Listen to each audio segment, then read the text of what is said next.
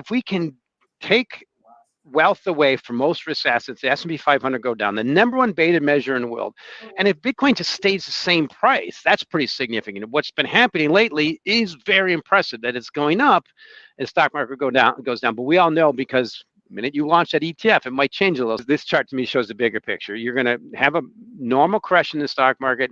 If Bitcoin can just stay buoyant in that environment, that's great. The key thing is we're not going to get that liquidity from the Fed. Amid this turmoil, Bitcoin seems to be stealing gold's limelight as the go-to store of value. Mike McGlone, Bloomberg's senior macro strategist, notes that Bitcoin's recent trajectory could significantly alter its valuation metrics in relation to gold, heralding a new chapter in the asset's history. The surge in Bitcoin comes amid a backdrop of global uncertainty marked by rising treasury yields and geopolitical risks. Despite these challenges, Bitcoin has outshined traditional investment vehicles, establishing itself as a digital store of value. Bloomberg's chief commodity strategist wrote in his Profound X post that Bitcoin is winning ground from gold as expectations for Bitcoin spot ETFs keep building up, while holdings in exchange-traded funds based on gold are heavily shrinking. All this, McGlone stated, may be a sign that Bitcoin may gradually replace gold bullion. Aggressive Federal Reserve interest rate hikes, persistent above-target inflation, and an inverted U.S. Treasury yield curve have investors concerned a recession may be coming. Mike anticipates a recession to emerge by year-end, with just a few months remaining. Early this month he said in a tweet, "Base metals, Bitcoin face-off versus stocks. Can the stock market lift all boats may be the question of 4Q and Bitcoin, and industrial metals are indicating otherwise." Now, let's shift our focus to a video. Before we get started, make sure to subscribe to the channel and click the bell icon for the latest updates. We've been looking for a sign of a divergent strength. We got it. And this is what I show you. Is I like to show you a bit of a long-term chart. Is Bitcoin's obviously breaking above that 30,000 level. Now it's good support.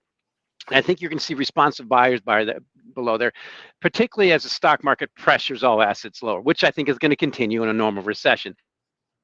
What I show you in this chart is something that Dave Weisberger has been talking about forever, is this rapidly rising hash rate. So the strength of the market. And then just one thing that's kind of unique is maybe what's happening in Bitcoin is what you see here. This is a downward measure of total holdings of gold ETFs in ounces. So that metric, I think someday is going to show up in Bitcoin. There'll be a total holding of Bitcoin in ETFs. But this is quite significant for Bitcoin. But I want to just tilt over for a few other things if I can, and just show a few charts real quick, and then we'll go back on. This is a key thing about today's number.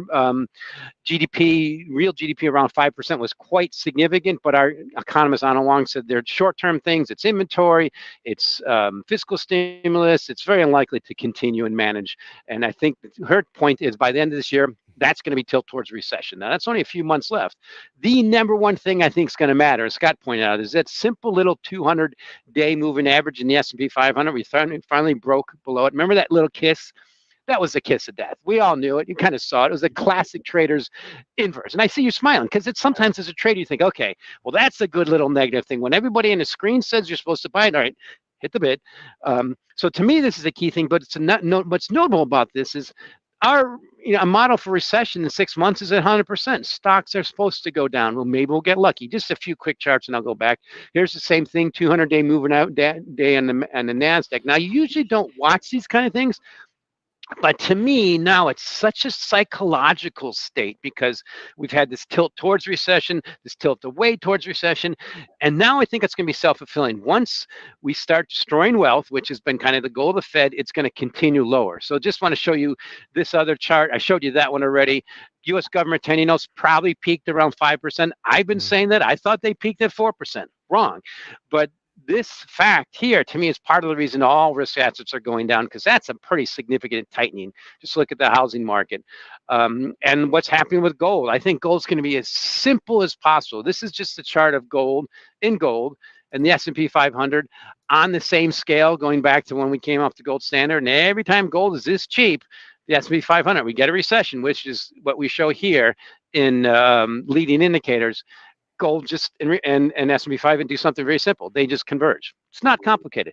So I'll show you one final chart. I digging in stuff that I want to show, stuff that you guys might not look at a lot, and that's copper.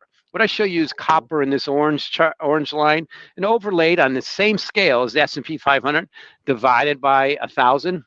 And one key pressure factor for all of it, and this is just Fed funds futures in 1 year. It's one thing I look at a lot is, what is that still telling us about liquidity? There's going to be no hope from the Feds. It is worth noting that Bitcoin and gold are two closely related assets that oftentimes move in opposite directions in the market. There has been a decreasing correlation between Bitcoin and gold, which shows that the frequently stated objective of turning Bitcoin into a store of value comparable to digital gold is still far off, but this has not affected the adoption rate of the crypto asset in the last few weeks. In a recently published X post, Mike said, gold ETF outflows could be making room for digital. Decreases in gold ETF holdings and competition from rising U.S. rates and stock market prices in 2023 have been strong headwinds for the metal. Yet this year's average price to October 24th of $1,929 an ounce is the highest ever. According to World Gold Council data, gold ETFs held $198 billion in assets under management as of September 30th, representing about 1.7% of the gold supply.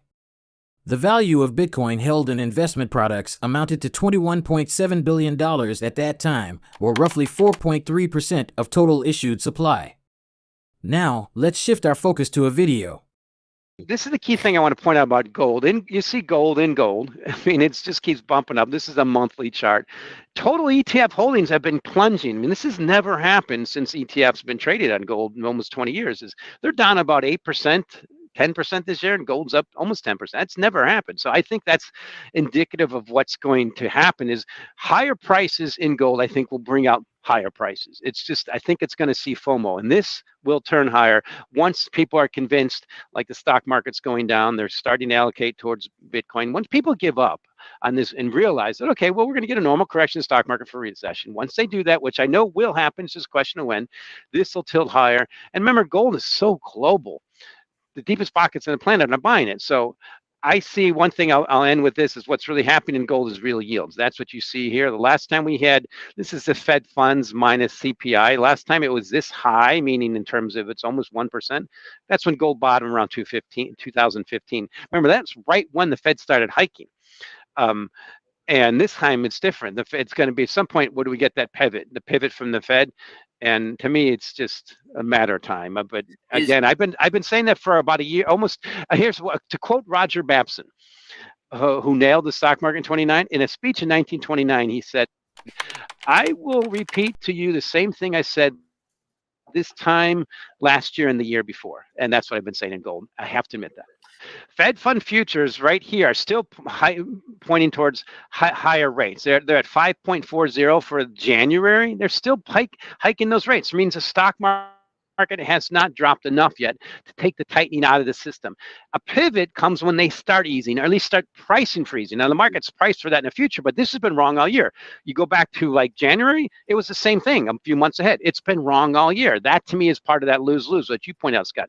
Yields are spiking. That's bad for everything. I mean, it just contracts small business activity. And the Fed's still price for hiking. This is just a lose-lose for risk assets. And at some point, we need them to drop enough for the Fed to ease, and we haven't even started. We're nowhere near that pivot. We have to at least get in the price for ease, and then the market to see if they're gonna ease. Over the weekend, Anthony Scaramucci stated that he expects the world's flagship cryptocurrency, Bitcoin, to soar to $150,000 to $250,000 per unit during the next bull cycle. By the end of this decade, the founder of Skybridge Capital believes Bitcoin will be able to hit as high as $750,000. A day before that tweet by Scaramucci, popular financial guru Robert Kiyosaki published an X post stating that the next stop for Bitcoin will be $135,000. That concludes our conversation for today. What is your stance? Feel free to share your thoughts in the comment section below. If you found this content informative, please consider giving it a thumbs up and subscribing for the latest updates. Thank you for being here with us.